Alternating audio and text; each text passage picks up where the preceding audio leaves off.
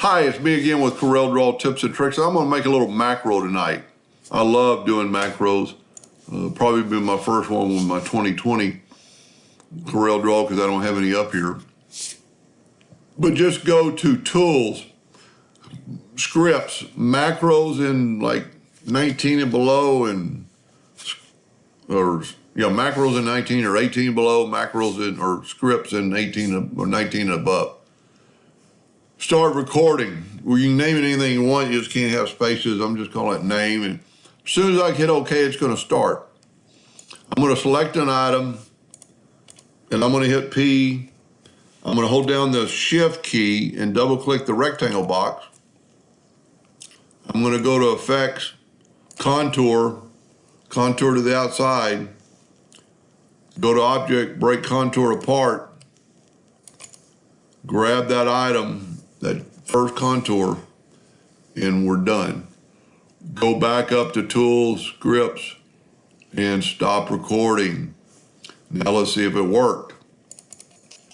Let's just go backwards. Tools, Scripts. It'll be underneath Global. Underneath Recorded is your name.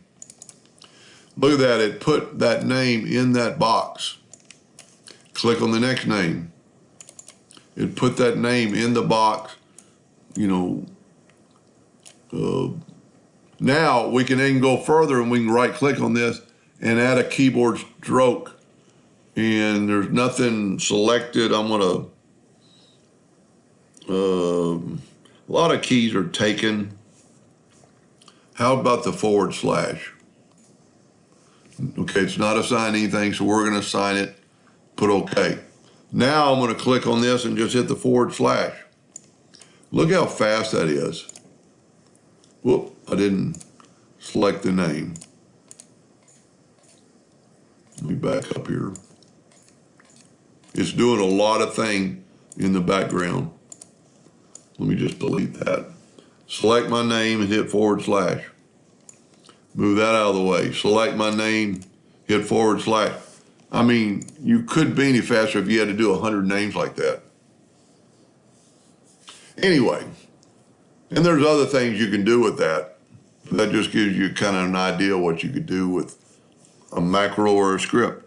Hope that helped a little bit. Thank you for watching.